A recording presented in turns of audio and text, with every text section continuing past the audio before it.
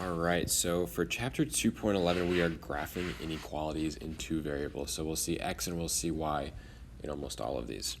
So we're going to typically see some in either standard form or slope-intercept form. And it's kind of like graphing equations, right? Like if I have y equals mx plus b, I start at the y-intercept and I move the way that the slope tells me to move. Now, if I'm just graphing something, we'll do it over here, like y equals 2x minus 5, we know that if I'm going to graph this, I would start at negative 5, and then I would travel up to right 1, up to right 1, and then I could connect these points with a straight line. And that would be the graph of y equals 2x minus 5. However, in this section, we're not using the equal sign anymore, okay? We are now just using inequalities. So we're using greater than, less than, greater than or equal to, or less than or equal to. And we have to use shading and either dashed or solid lines. So you see I have a section over here that tells us how to shade, and we have a section over here that says whether I use the solid or the dashed line. So shading, how this works. If I have less than or equal to, that means I would shade below the line. If I have greater than or equal to, I would shade above the line. And then for the line type, if it is less than or greater than, I use a dashed line. The reason I use a dashed line is to show that this line is a boundary for the possible values that are solutions, but on this line, on this dashed line itself, those values are not actually solutions, and we'll talk more about that later.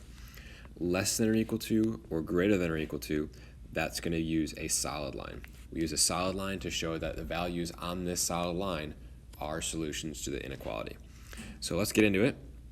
The first one, we have y is greater than 2x minus 5. So I'm going to start at negative 5 on my graph, and my slope is 2, so I'm going to go up to right 1, up to right 1, and I can keep doing this, right? We can keep getting all these points as we go up. You don't have to do this many points if you don't want to, but this is the idea. Now I have to look at the symbol, and the symbol is greater than.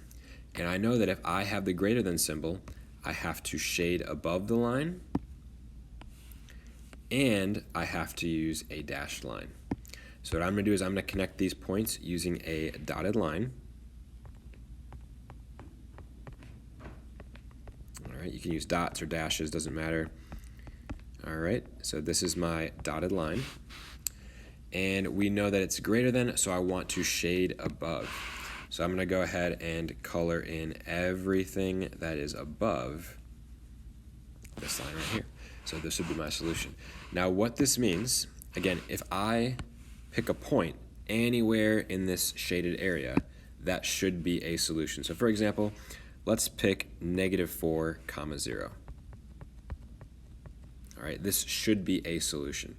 So if I go here and I plug in a 0 for y, and we plug in a negative 4 for x, this should be a true statement. So 0 is greater than negative 8 minus 5. 0 is greater than negative 13. That is a true statement. So that does work. That is one of my solutions. We could test out something in the non-shaded area. So let's test out a point somewhere over here. Let's say, I don't know, how about 5 comma negative 5? And this should not be a solution. So if I plug in negative 5 for y, greater than 2x, x is 5 in this case, minus 5, this should be a false statement. So negative 5 is greater than 10 minus 5. Negative 5, if I simplify, is greater than 5. Well, that's not a true statement. That is false. So that's why this area over here is not shaded, because any point I choose to plug into my inequality is not going to be true. Now we can also pick a point on the line. Now if we pick a point on the line, let's go and let's say, how about we pick 2 comma negative 1 right there? That's one of my points. That's on the line. If I plug this in, negative 1 for y, 2x is equal to 2 minus 5, we get negative 1 is greater than 4 minus 5, and we know that 4 minus 5 is negative 1. So that is false because negative 1 is not greater than negative 1, right? It's just greater than or equal to 1. So any point on this dotted line is not going to be a solution. Any point that is in the non-shaded area will also not be a solution. and any point in the shaded area is a solution. All right. Next one, y is less than 2x minus 5. So it's going to be the same line. We're at -5, up 2 over 1, up 2 over 1. And it is dotted again because it is just less than. So I'm going to keep drawing this dotted line here all the way up and all the way down. All right. And again, you can make it dotted or dashed, doesn't matter to me. All right. So now we have the less than symbol, and less than is shading below. So shading below is going to be everything underneath the graph. Now, if you're having trouble thinking about whether it's above or below, think about like the line as a rooftop, right? Imagine it's a rooftop is this line. And so when I think about this line being a rooftop, I know that anything under the roof would be in this area here, right? I can imagine if I had like a little rooftop here, right? Anything under the roof would be considered under, and then anything over the roof, like in the first problem, would be considered over, right? So kind of imagine it like a rooftop, and that might help you figure out whether it's above or below. All right, for the next one, we have y is greater than or equal to 2x minus 5. So we're going to have the same graph. So we're starting at -5, we go up 2, right 1, up 2, right 1, and we can keep doing this if we wanted to. But now I see that as greater than or equal to. And for greater than or equal to, we actually draw a solid line. All right, so we've got a solid line drawn, and we know that greater than or equal to, well, think about a rooftop, right? If I drew the other side of the roof here, we know that greater than or equal to would mean shading above. And so we'd want all this region shaded. Now for greater than or equal to or less than or equal to, we know that any point that is on the line is going to be a solution, right? Because it's or equal to. And then for the last one, y is less than 2x minus 5. We start at -5, up 2, right 1, up 2, right 1, and we keep doing the same slope. These are all the same problems. It is less than or equal to, so we draw that straight line through all of them. And then we want it to be less than or equal to. So less than, you think about the rooftop, less than is going to be anything underneath, all right? One last thing here to mention is that sometimes you are going to see lines in the form y equals a number, all right? So y equals, let's say y equals 5. And then you might see x equals a number, let's say x equals 5.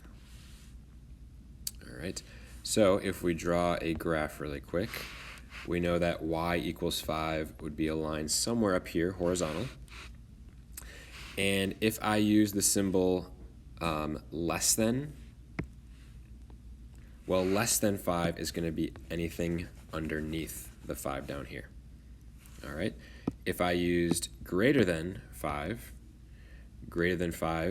of course we would have to do a dashed line, just like before we'd have to do a dashed line.